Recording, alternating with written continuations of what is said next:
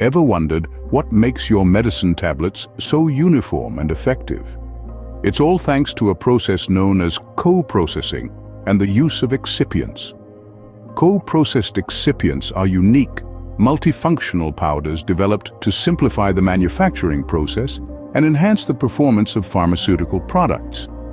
They play a pivotal role in ensuring the right dosage and effectiveness of your everyday tablets. But the journey of these tablets from the lab to your medicine cabinet is a fascinating one. It involves an array of specialized manufacturing processes like extrusion, where the material is pushed through a die; spheronization to create uniform round pellets; pelletization for forming those small, free-flowing spherical particles; spherical crystallization, a technique to obtain crystalline spherical agglomerates; and fluidized bed granulation, a popular method for particle size enlargement. The magic lies in these intricate processes. As we delve deeper, you'll understand the fascinating science behind your everyday tablets. So, what happens when dough meets a pasta machine? Extrusion, the same principle applies in pharmaceutical manufacturing. Imagine dough being pushed through a pasta machine, coming out the other side as long, thin strands of spaghetti. Extrusion in pharmaceutical manufacturing works in a similar fashion. Here, a wet mass of drug and excipients, the inactive substances that serve as the vehicle for a drug, is forced through a screen or die with specific openings. The result? Extrudates akin to our spaghetti, but in the form of cylinders, strands, or granules. But why stop at extrusion? Let's introduce our dough to a new friend: spheronization. Picture rolling our freshly extruded pasta into tiny, uniform balls. In the pharmaceutical world, this process transforms extrudates into small, round, and consistent pellets. The secret behind these perfect pellets is the spheronizer, a machine with a spinning friction plate that molds the extrudates into spheres. And what's the big deal about these spheres? Well, they offer numerous advantages. The round shape allows for a predictable and controlled release of the drug. This can improve patient compliance by reducing the frequency of doses. Furthermore, the uniform shape and size of the pellets lead to excellent flow properties and ease of coating, which are crucial for the final dosage forms. Extrusion and spheronization together form a powerful combination in pharmaceutical manufacturing. They provide the basis for various drug delivery systems, including tablets, capsules, and suspensions. And they do so while ensuring consistency, control, and quality, all key factors in drug development and patient safety. But these processes are not without their challenges. The success of extrusion and spheronization depends on a careful balance of factors: the right formulation, the correct moisture content, and the optimal screen size for extrusion, to name a few. Yet, with careful control and monitoring, these challenges can be overcome, paving the way for effective and efficient drug delivery systems. Extrusion and spheronization, the dynamic duo creating perfect pellets for your medicines.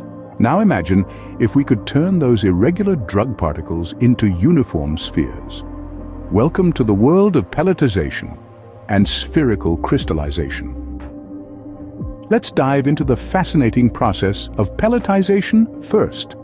It's a technique that transforms fine, powdery substances into small, free-flowing, spherical or semi-spherical units, known as pellets. These pellets are characterized by their uniform size, shape, and density, which significantly improve the flow properties and control the release of drugs. In the pelletization process, the powder mixture is agitated in the presence of a liquid binder, which helps in the formation of the pellets. The pellets are then dried to solidify them. Now, why are these pellets so important? They help in achieving a controlled drug release, enhancing the stability of the drug, and reducing the dust during the manufacturing process.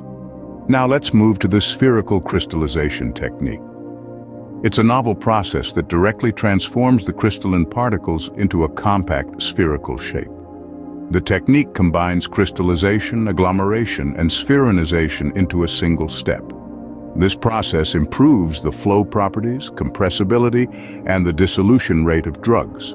In spherical crystallization, the drug is dissolved in a suitable solvent and then precipitated by adding an anti-solvent. The precipitated crystals agglomerate to form spherical shapes. The beauty of this process lies in its simplicity and efficiency. It eliminates multiple steps and equipment, making it cost-effective. So, what's the big deal about these spheres? Well, the uniform and compact shape of these spherical crystals improves the flow properties and makes the drug more stable. It also enhances the drug's dissolution rate, ensuring it's absorbed efficiently in the body. So, in a nutshell, pelletization and spherical crystallization are about transforming the irregularities of drug particles into uniform spheres. These techniques improve the physical characteristics of drugs, ensuring they're more stable, have better flow properties, and are absorbed efficiently in the body. Through pelletization and spherical crystallization, we transform irregularities into uniformity. Now let's create a storm, a fluidized bed storm, that is. Welcome to the world of fluidized bed granulation. This is a fascinating process where solid particles are suspended in an upward-blowing stream of air, creating a state that resembles a boiling liquid. It's like a party where everyone's invited, but they're all floating on air. In the pharmaceutical industry, this method is used to form granules from a powder. The powder is introduced into the fluidized bed, and then an atomized binder solution is sprayed onto the suspended particles. As the solution dries, the particles adhere to each other, forming larger granules. The result? A consistent, uniform product that is easier to work with and delivers reliable results. But what about the force-volume relationship? That's the other half of the story. When we're talking about tablets, we're not just looking at their size, but also their strength. And that's where the force-volume relationship comes in. Imagine you're a tablet, you are being compressed, and the volume you occupy is decreasing. Initially, your volume decreases rapidly with an increase in compression force. But as more force is applied, the rate of volume decrease slows down. This is because the particles within you are rearranging, deforming, and fragmenting to accommodate the increasing pressure. This relationship between the force applied and the volume occupied is crucial in determining the final size and strength of the tablet. In essence, the force-volume relationship is a delicate balance. Too much force, and the tablet may be too hard or even break apart. Too little, and it may not hold together properly. It's a bit like Goldilocks and the Three Bears. It has to be just right.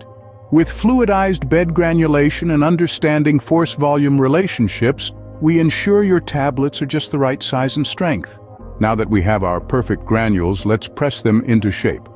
Tablet compression machines are the workhorses in this process, transforming granules into a compact, solid form. These machines apply pressure to the granules, ensuring they bind together to form a tablet. There are two main types of tablet compression machines, single punch and rotary. Single punch machines, as the name suggests, compress one tablet at a time, making them ideal for small-scale production.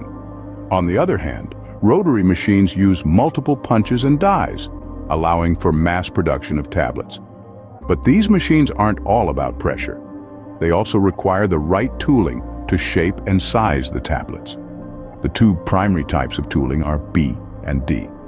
B tooling is smaller, used for tablets up to 11 millimeters in diameter, while D tooling is used for larger tablets up to 25 millimeters.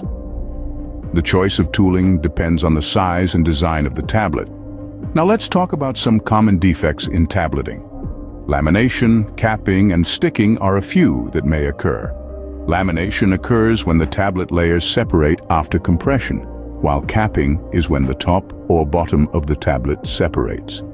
Sticking, on the other hand, is when the tablet material adheres to the punch faces.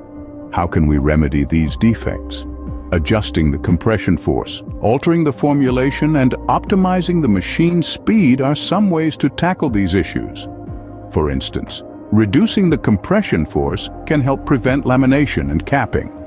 If sticking occurs, changing the formulation or using a different type of lubricant may resolve the issue. Remember, every step in the process, from granule formation to tablet compression, requires precision and attention to detail. Only then can we ensure the production of high-quality tablets that are safe and effective. From granules to tablets, we ensure perfection at every stage. So the next time you pop a pill, remember the science and precision that went into making it. From the intricacies of coprocessed excipient and manufacturing to the detailed processes of extrusion and spheronization, pelletization, and spherical crystallization, each step is a testament to the marvel of modern medicine. Don't forget the role of fluidized bed granulation and the intricate force-volume relationship, showing us just how complex and precise this field truly is. And remember, tablet compression machines, the types of tooling used, and even the potential defects and their remedies all play their part in delivering that tiny pill in your hand. This world is a fascinating blend of science, technology, and precision, an interplay of elements that ensures each tablet is safe, effective, and reliable. So let's keep exploring, keep asking questions, and keep learning. Subscribe for more because you won't find me later. Stay curious, stay informed,